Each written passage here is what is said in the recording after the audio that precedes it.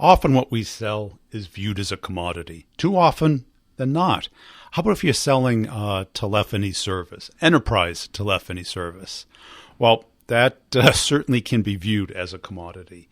And how do you differentiate yourself? How do you get the meetings with the people that make those decisions? Now, typically it's made pretty high, as you'll learn in the interview. And to get that conversation started, to get that meeting going, to keep the deal consistently progressing, you have to build a know, like, and trust relationship. You have to put your reputation on the line. You're part of their core business because telephony, internet, that's how we connect nowadays. So we got an enterprise rep who's been doing this for quite a while and very successfully. She came highly recommended for the podcast. It was a great interview. I really liked talking with her. I think you're going to learn a lot from her. Let's get into it. Before we do, I want to make sure you're checking out the courses over at b2brevenue.com. If you're in them already, check out the one-on-ones, which is the last chapter, and the office hours, which is the second to the last chapter at the very bottom of the course. They're pure gold. Great examples, great case studies, and a lot of people in pretty much whatever you're selling. We've got people in there. I talk to people and say, hey, do you have anybody who's doing this or that? I go, about 12. We got tons of examples and lots of case studies, and you get a lot out of it because the course is not just content. It's community with office hours and coaching with one-on-ones. So check it out. I've put a video with all the frequently asked questions on the YouTube channel, as well as the link in the show notes and on the website. So you can go to the YouTube channel, just search Brian Burns Sales. It comes up right on the homepage. Look in the show notes below. Just click on it. It'll come right up. Let's get into the interview, and I'll sum it up at the end. Hey, Amanda, welcome to the show. As a way of getting started, tell us about yourself. So I'm not going to say how many years I've been in sales because that just gives away my age. Yeah. So we'll just say I grew up in telecom. I started back in telecom back in the WorldCom days. So that gives a little bit of the age away. But actually, I started in engineering and operations. In my early 20s, did that, loved telecom. And then when the world shifted, I left telecom and everyone said, you should be in sales. And I said, oh, no, I'm not a salesperson. Ew. And I was in my 20s, right? Yeah. Ew, I'm not a salesperson. I'm not going to go be that guy. So I opened an insurance agency, not realizing that was a lot of sales. So I did that. Yeah, I didn't know insurance agents were salespeople until I got in it and started doing it. That's all it is, isn't it? Yeah, exactly. It's great to be naive and not know. Yeah. And then I ended up after, my daughter went off to college and everything, I got back into telecom and now I do IT sales. Well, telecom's hard, isn't it? It is. I currently work for a managed service provider. Yeah. So it has evolved so much, and being out of it for 10 years and getting back into it, the technology changes and everything, and the way people do business has changed so much that, it gets difficult. And probably the most difficult aspect of our current job is we've got to go convince people to do business in a brand new way that they hadn't done before. Yeah. So that is always, and especially when you're dealing with a CIO or that IT manager, they don't really like being told there's a new and better way than the way they're doing it. Yeah. Well, let's talk about that because a lot of us on the show do that. Yeah. How do you go about it? It's always unique of how you go in and can tell someone that there's a better way than the way you're currently doing it. Yeah. And you've got to do it very delicately that you don't hurt their ego, but give just enough that they go, you need that question mark. I tell sales reps all the time, I'm not trying to get to a no, I'm trying to get to an I don't know. Yeah. If I'm dealing with a client and I can get them to the point where they go, I don't know, then I know I've assessed my value and I'm in. Do you use a particular phrase? Like I use things have changed as a way of, okay, you're comfortable, but things have changed. And then it spurs curiosity and interest. Mine is always, well, that's one way to do it. That's usually my to do it? My sales reps that I work with always laugh because if I ever go, well, I'm curious as to why you do it that way. They're like, Amanda, you're not really curious. I'm like, I am. I'm really curious as to why you're doing it that way. Yeah. Well, that's it. And they're probably proud of it. Yeah. And everybody wants to be comfortable. Mm-hmm. Yeah. So that you can kind of go, well, that's one way, and I'm curious, but have you ever considered this way? It tends to be how I weave my little magic way in there. Yeah. Weave my way into their hearts. And what is different in the space today? A lot of it. So, IT, in the industry, we call server huggers, right? Everyone has their hardware on their site and they love that. And then this cloud is just still kind of, you want me to do what with where and put it where? And I can't see it, touch it, taste it. Right. Hear it. But I can't go pet my server over here and see what's happening with it. Yeah. So you're like, no, I'm going to take it all and I'm going to put it in this nebulous world called the cloud. And it's going, but it'll be there, I promise. That's been the big difference in getting people to go, I don't trust the cloud. And people still are apprehensive about that. Yeah, people still don't trust. I think there's still the mindset of, is it actually in the clouds? Yeah. Is it up there somewhere? Yeah. Well, that's it. I remember it starting off with like application service providers. I don't know if you remember that. Yeah. Mm-hmm. And, the first things they put on were like the email servers, the exchange servers. And people were still apprehensive about that. Never mind accounting or, proprietary information like payroll and HR. Oh, I still to this day, in large companies, right? CIOs are like, no, I need everything. My email stays on site. Yeah. It's like, you're like, you don't want Office 365 where it's, no. Mm-mm. And how do you get them to open their mind to that? What I've learned is I have to be very knowledgeable. The one thing I've learned about what's made me successful in sales is I have to make sure I know more about their current business, like how they're doing business now, and the benefits and the trials and tribulations of what I'm proposing. Yeah. What I've learned over the years is, especially doing IT, I can change someone's world for the good or the bad. I tell clients all the time, I absolutely know that you could get fired for signing this contract if it doesn't work. Yeah. I understand that you're putting your job at risk by choosing to take my recommendations. So I so solemnly swear I will not get you fired. That's my promise. My promise is that, but it's very much, there's a lot of fear in trying to do business in a new way. Years ago, I had an implementation go really wrong for a client, and he called me and he said, well, that cost me my bonus. And I was devastated.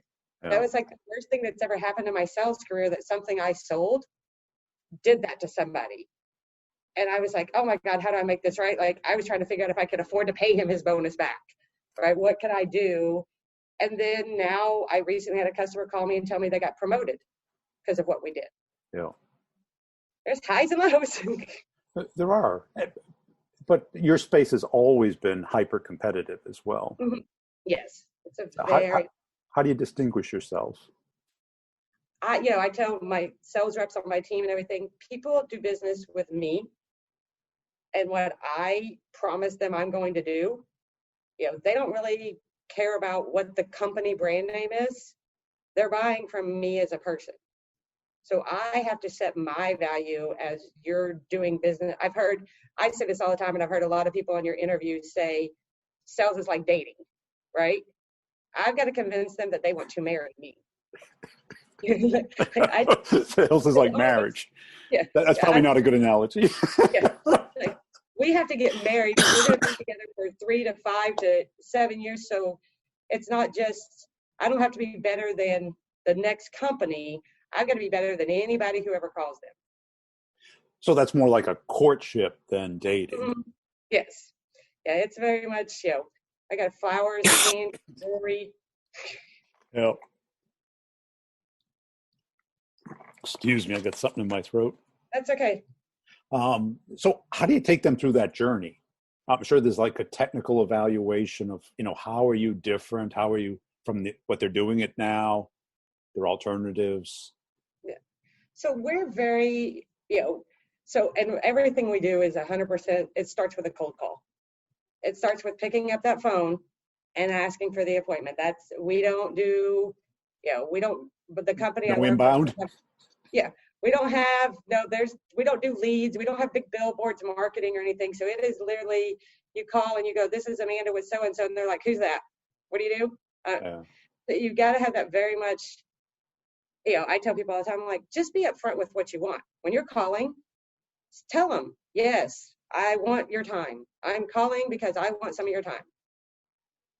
And I think starting out very honest and true from that first cold call to that first discovery appointment, everything, it's being very candid and true. Don't pretend you're not a salesperson. Not on a cold call. No. Yeah. It's like, I love Hey, I'm looking for directions. I had somebody go, Amanda, I thought about cold calling I was going to say I was conducting a survey. And I was like, what are you going to do when you ask for an appointment? Yeah. Like, now you've proven you're a liar in the first 30 seconds of interaction with someone. You're done. Because even if you get to that discovery appointment, you've lost already. Yeah. Yeah. And why would they give you time? I think a lot of it is you've got to know what's going on. Yeah. If I'm calling a certain vertical, I know the last company that's in that same vertical that got hit with a ransomware attack. I know how much ransomware attacks cost. I know all that. So when I'm calling, I'm like, hey, I was going to call. I'm working with some other, companies. I was going to see if I could keep you from paying that $50,000 ransomware that's probably knocking on your door. Right. So let's get in front of it. Yeah. So, so you're earning their time with knowledge and something that they should be caring about, but they're probably not. Yeah. And they thought about it. It's back there somewhere. Yeah. Yeah. It's back there. It's a little bit there. But if I pretend it doesn't happen, then I just don't have to. It won't happen. Right. Well, I didn't know how people pay ransom on ransomware. I had a customer educate me that there are Bitcoin ATMs around there, and they're not in the best part of town. No. And you got to go take a lot of cash and go to some really not great parts of town and go to multiple to get the big. I was like, oh. Yeah. So that's even just a great discovery question when I'm talking to someone. I'm like, do you know how you get Bitcoin? Do you know what that looks like? Because I didn't. And I'm not real crazy about going to the worst part of town with $50,000 in cash and feeding it into an ATM machine. And what do your deals look like is from size standpoint?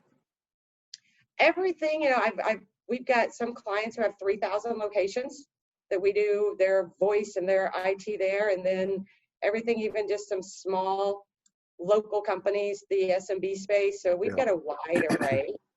And that's the nice thing is what we do. It's very customizable. Yeah. It's not a cookie cutter. One size doesn't fit all. It's very much designed based on how they're doing business.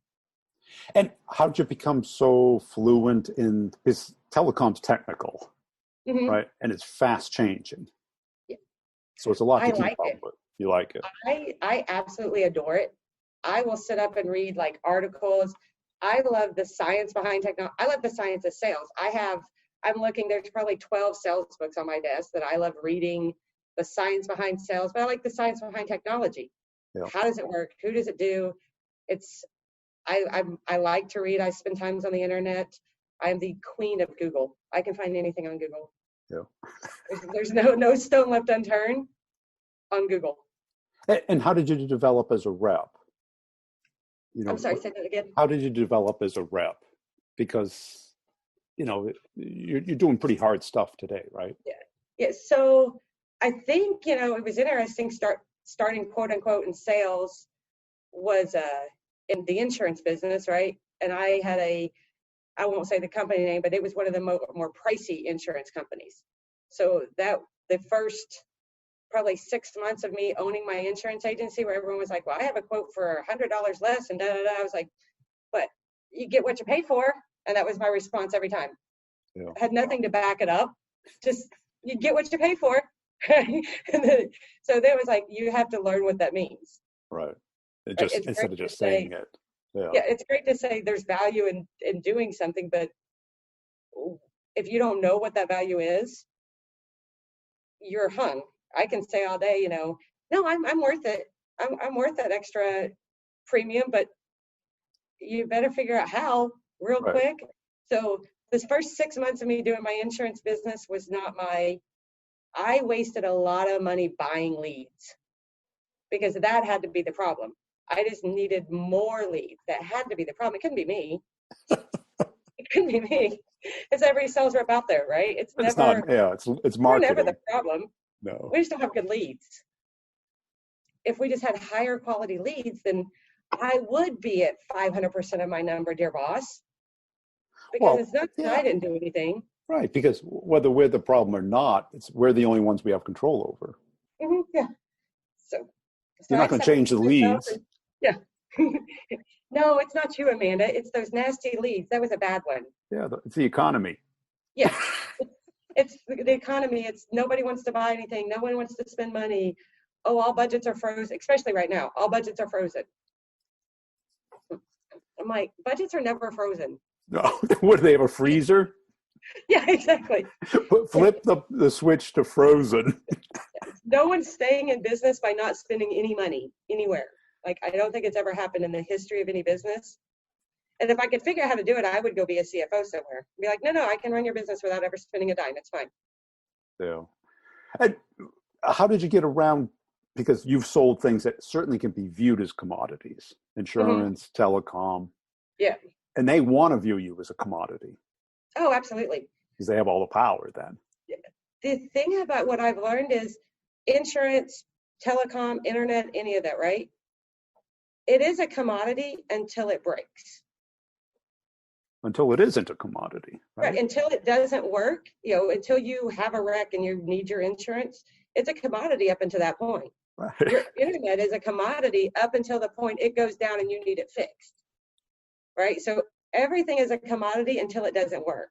Yeah. And then you've got to assess what happens when it breaks, who am I going to call, and how are they going to respond? And that's pretty much kind of my sales process is I'm here when things go wrong. My company's going to give you something that's going to work 99.9% of the time. You got to care about the 1% it doesn't. Who do you call? Do you want to call the big customer service, press 1 and please hold, or do you want to call my cell phone number? What do you want to do? Right? Where's the value there? And that is true, because, and what's great about B2B is the person you're talking, it's not their money. Yeah. But it is their time and their reputation and their job. Yeah, absolutely. And they don't want, and if there's some way that they can, the one thing I've learned about IT people is I love showing them new reports. A lot of what I do gives them a lot of reporting. And I can show them, hey, here's a report that you can actually take to your CEO and show them your value. Yes. Right? I show them how I make them valuable to their CEO. Now we're having a different dialogue. Yeah. Now it doesn't really even matter about the cost of my solution. I've shown you how you get value in your job to your executive team. That's a different conversation completely. And how long did it take you to get to this realization about their personal wins versus cost? Oh, it was, I lost a lot, right? There was a lot of going, why do I keep that? How do I get through to this guy? Especially IT people, right? Yeah. They're very analytical. They're very logical. And it's very much of figuring out, I was listening to one of your interviews and you were talking about it was the December 31st of last year, where you're talking about the top 5 things A players do. And you said it's a performance. But one of the things is you got to know whether your audience likes comedies or dramas or horror films. Like what do they like? So I think it was dealing a lot. I've had enough time in the industry and have enough IT people that are now my clients that I've learned what they care about. So when I have that next conversation with that next IT director. I'm like, well, in my experience, this is what drives IT people. And they go, yeah, that pretty much sums it up. Yeah. Because when I interview IT people, it's like they Mm-hmm. still want promotions. They Yeah. still want accolades. They want to be Mm-hmm. valued. They want Yeah. status at whatever level, like every human being. And they want to quit being the complaint department. They do not want to be the help desk. Right. Yeah, they're tired of everyone coming to them complaining that nothing ever works. Right. So it's like, are you tired of Bob and Susie locking themselves out and you having to reset passwords every day? Do you want to not do that anymore? And they're like, yes, I don't want to do that anymore. Okay, then let's have a conversation. Yeah. Yeah. And did you learn more from losing or winning? Always losing. Really? Yeah. It's always. So what I've learned, we were talking, my coworker and I closed a very significant deal not too long ago, and we waited and all day it was like, oh, we're getting this signature today, and oh my God. And we got it, and we were high-fiving and jumping around, and it was like, yay. And then we went to celebrate and have a margarita after work, and like, I was sitting there and I go, well, now what? Now I'm kind of bored. Like, we had all this build up, and then you close the big deal, right? Yeah. And you're like, okay, but what are we gonna do tomorrow? The win is phenomenal and that adrenaline rush and everything, but it's so fleeting. It is. Where the losses you examine forever. You will, when I interview salespeople to hire a new sales rep, I'm like, tell me your most crushing loss. I don't want to hear about your biggest victory. Tell me the one that just devastated, and everyone has one. Everyone knows it. They can describe it in detail. I did this, and we rehash it, right? We go back through and go, I wonder if I'd done this, would I have gotten it? Oh, maybe I should have said this in the email instead of that. I should have said hi instead of hello. That's what would have changed it all. Yeah. If I had said hey there instead of hello, that could have made that whole difference. I think that's a great question, because when they gloss over it, or it's not emotionally painful, yeah, that's not an A player. Yeah, no, exactly. Right. Thank you for your time today. Because, I have mine, and I still wake up at night because it was a life-changing deal. Absolutely. And I dropped the ball. I was overconfident. Yeah. I had one not too long ago, and it still is like they went so far as to have a call with me, right? And I was like, nobody has a call with you to tell you no, right? They don't schedule a call to tell you they're not going with you. They send you a brush off email. Yeah. So we get on and we're laughing with the chief security officer, and we're all laughing, and it's like, hey, the weather's great. It's Memorial Day. We're going to go out to the lake. Super friendly, outgoing. And they were like, well, Amanda, we just wanted you to know you did everything right.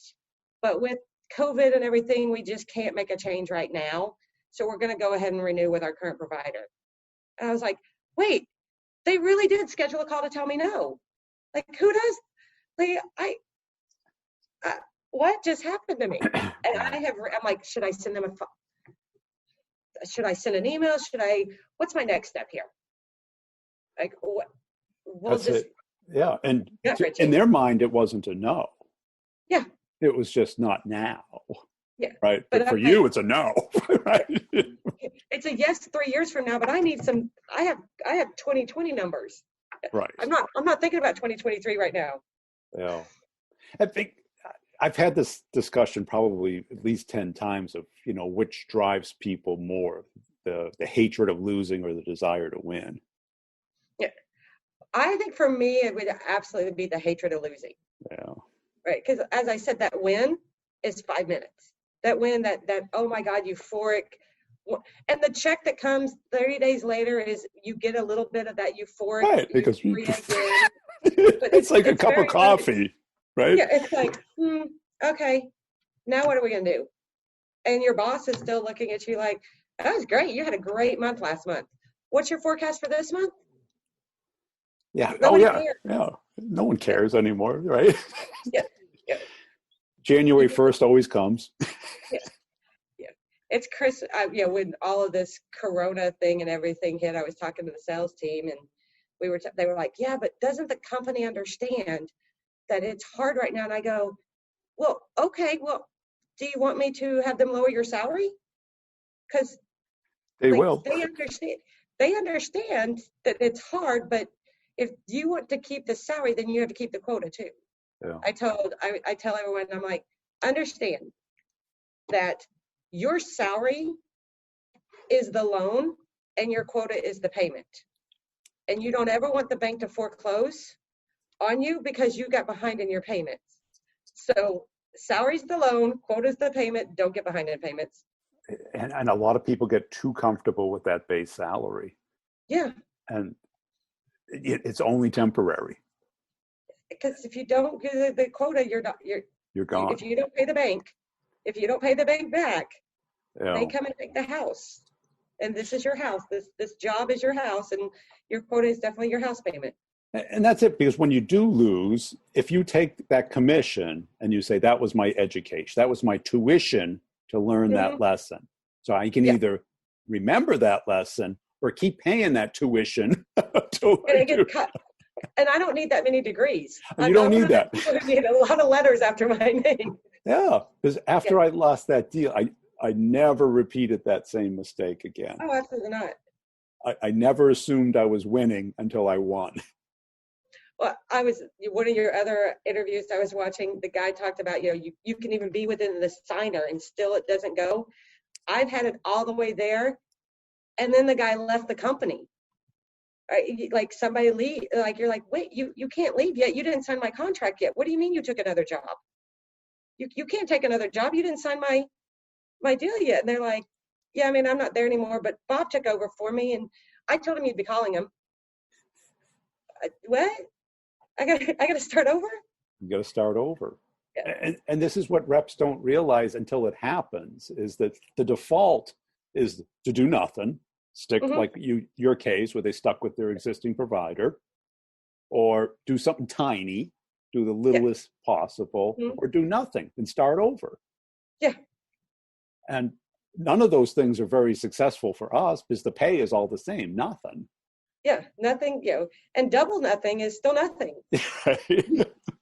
And where did this competitiveness come from? I was raised by a 20-year Marine. Oh boy. So I grew up with a Marine, and I'm the youngest. So I was the baby and had the Marine father. And so it was pretty much instilled in our household. You go get stuff done. You need to get up. We didn't, 7 a.m. on a Saturday, it was like, get up and make your bed. Let's get this stuff done. I was like, what? Why? So now it's like, let's just get it done. Let's just get it done. And I like nice things. I have a shoe habit. I like the color red. I like nice cars. I have a very expensive taste. And my husband is very confident that I need to pay for my own taste. Oh, nice of him. He's always like, you gonna close that? You gonna get that deal? And he's an operations guy, and we've known each other for 20 years, and he's a telecom guy also. Yeah. So it's the big joke is he goes, God, I hate salespeople. I'm like, everybody hates salespeople, but you don't hate us when your check comes. Right. Like nobody loves it. Like, oh my God, I love salespeople. Nobody loves salespeople other than other salespeople. Well, I think that's it. People forget that salespeople drive the economy. Yeah, we make the world go round, right? And occasionally we make other people feel uncomfortable for a minute or two. Yeah. But no one's buying what you're selling because it doesn't make their life better. I tell people all the time, people only buy for two reasons, to avoid pain or to get pleasure. Yeah. That is, whether it's B2B sales, whether it's buying a new car, buying jewelry, whatever it is, those are the only two reasons anybody ever signs a contract. Yeah. So your motivation is nice things, good lifestyle, winning. Mm-hmm. Yeah. I am not a fan of ramen noodles. Like, I'm not really, it's not my favorite food. I would much rather have steak and lobster. Yeah. Did you ever have to? Was there ever a down point in your life? Oh, absolutely. So I think that's actually part of my sales background is I worked 2 jobs and one of them was bartending, which is a sales. You learn people skills and how to maneuver that. So that was definitely, I worked 2 jobs for 8 years. Wow. Working at WorldCom as in engineering operations and then leaving there and going directly to the bar and working till 2 a.m. and doing it again because I was a single mom. So it was absolutely You know, there was definitely heels of the bread days. Yeah. That is really a great incentive, because if you went to an Ivy League school and you got a double E, Yeah, absolutely. you wouldn't have understood the other side. Yeah. The most successful salespeople I know have been broke before, and they are Yes. driven to never ever be broke again. Yeah. And what do you think makes a great salesperson? Because I'm sure you see a lot of mediocre ones. And I think most really great salespeople are very, very self-aware. You know, they have a deep understanding of what they do right and what they do wrong, and they're very honest with themselves. And I think that becomes the key: knowing what you want and knowing where you shine and where you don't shine, and knowing, like, I know I can be a little abrasive. I know this about myself. So sometimes before I go to a meeting, I'm like, tone it down, back up, take some deep breaths. I rehearse before every appointment. If I'm driving to a customer appointment, I am talking to myself the entire way. Okay, I'm going to say this, and I'm not going to say this, and I'm going to do this, and I'm not going to do this. I run it through I'm very prepared. So because I know if I'm not, I will ramble and go down a rabbit hole. yeah. And how about after the call? Yeah. Do you do After any the call, reflection? oh, absolutely. Yeah, I am probably the most critical. I'm like, oh, I should have said this.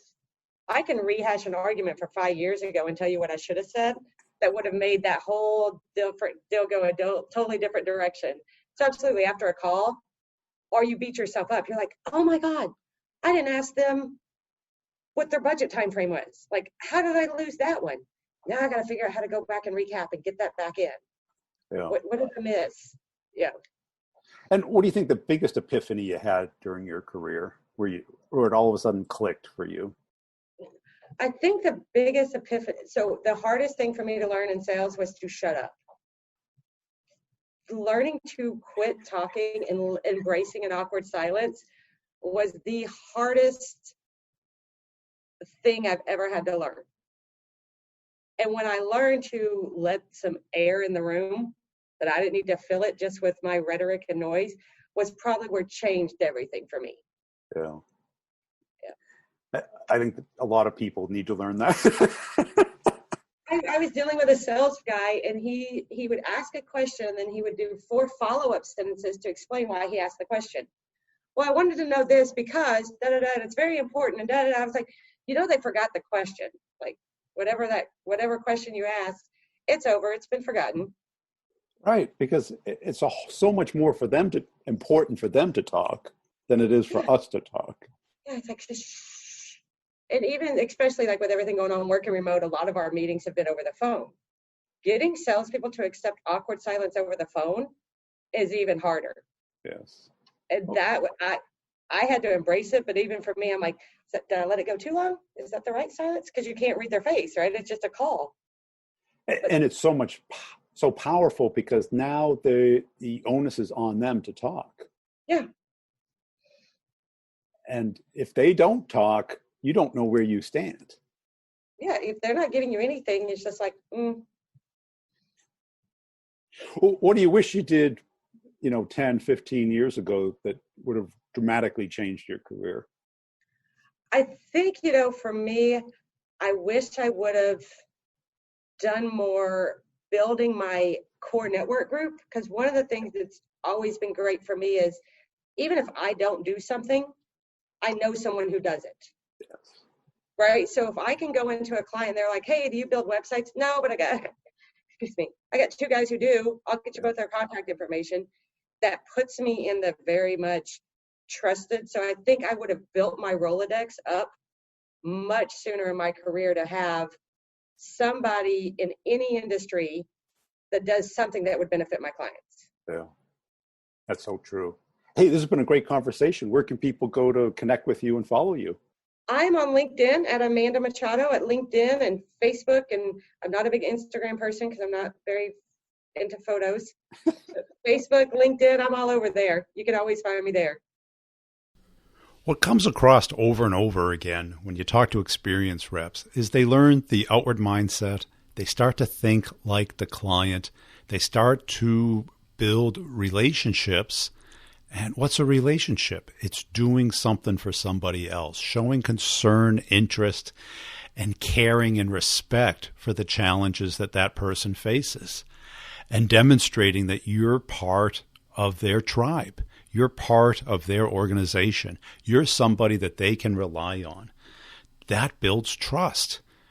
What are we taught at our companies? We're taught to be transactional. And that works great if you're taking an order. But most of us nowadays, not much order taking place right now. We have to engage people. We have to connect with them.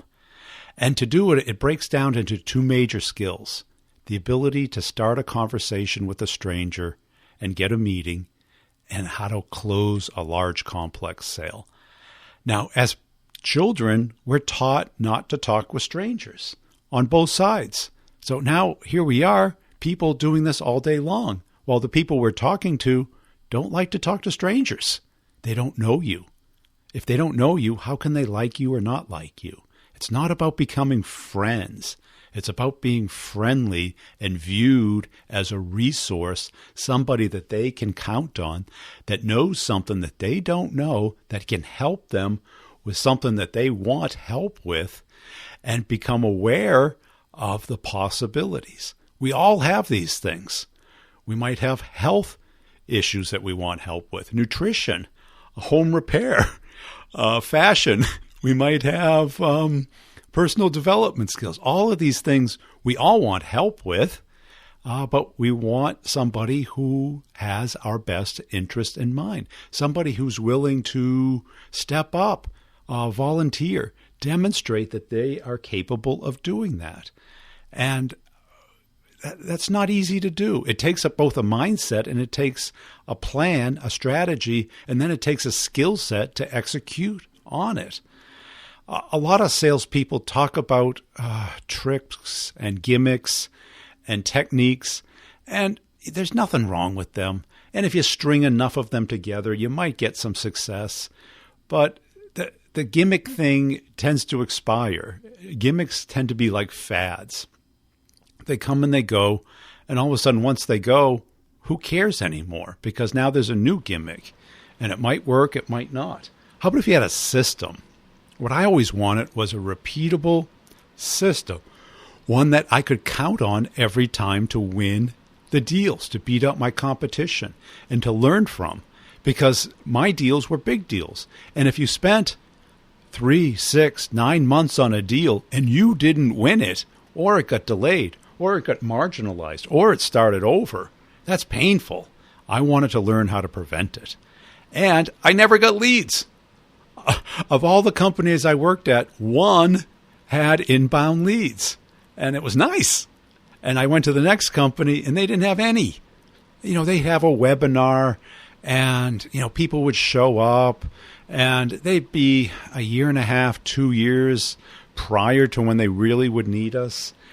So I had to go out and network, go out and explore. And when you start your own company, you get pretty much nothing.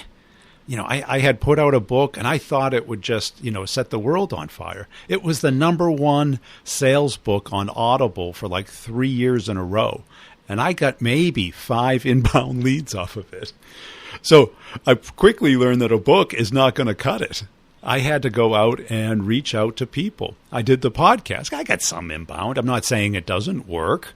I'm just saying I wouldn't rely on it. I had to go out, because just sitting around waiting for things to happen is not the right way. So when you go out, people don't want to hear you pitch. And this was a long time ago.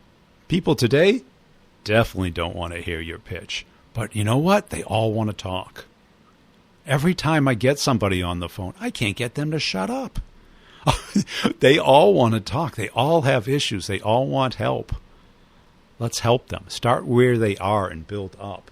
And you need a system to do this. You need to polish this system into a skill. And that doesn't happen by just listening to a podcast or reading a book. Has it in the past? You get ideas, you get inspiration, you get techniques, but you need a consistent, repeatable accountability structure to become great at it, to hear other people, to talk through what you're facing, to get feedback and direction and coaching so that you can become better. Go to b2brevenue.com. Check out the frequently asked questions video. Here's how the courses work. I'll sum it up right here. They're all self-paced online video courses that you can watch anywhere you have an internet browser. They go at your pace. You have access to it for a year. And not only to the content, but to office hours. An hour meetup every other Friday on Zoom, Q&A based, discussion based, case study based. Unlimited one-on-ones, 30-minute Zoom calls with me. You can hear the other ones. They're all recorded and put into the course, so you never miss anything. People say, well, I can't make every one-on-one. You don't have to. You can send your questions ahead. We cover them. You can catch up with them. There's 2.5 years of them in there. So there's more content than you can probably consume in a year. But the good part is it's highly labeled, highly specified, so you consume the pieces that make sense for you right now. And the course grows. It's compounded since it started. Each month, each week, hours of new content are added to it so that you get more examples. It evolves. And some of the things that we've come up with and start the conversation, get the meeting through the one-on-ones has been remarkable. I'm talking about high connection rate, people having their whole week booked for them.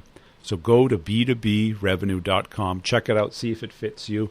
I'll give you a quick summary of who it fits. B2B salespeople, okay? If the course is too much money, don't take it. I understand completely. I don't want anybody scraping by. They're not expensive. If you feel they are expensive or you don't have money, don't do it, because you're not going to feel good and you're not going to make me feel good.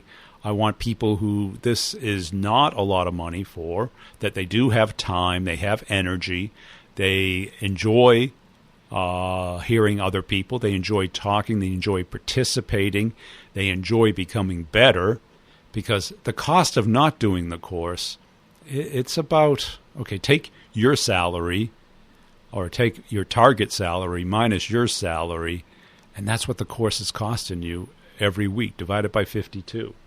Let's get you to the next level. What's it going to take? You can't hire a mentor. They're too expensive. Reading a book, you've done that. You listen to the podcast, and it's a good step. I've got a lot of free stuff, and you can cobble together a reasonable approach. But how about to get to that A-player level? You can spend 5 or 10 years, or you could spend 1 year really focusing on it and becoming great. Appreciate you listening. Tell a friend about the show. Check out the other 2 podcasts, Sales Questions, Brutally Honest Answers, the B2B Revenue Leadership Show. Check out the YouTube channel, Brian Burns Sales on YouTube. If you see my stuff on LinkedIn, give it a little thumbs up, a little love. I'd appreciate it. That's all I ask. Just a little. Thank you.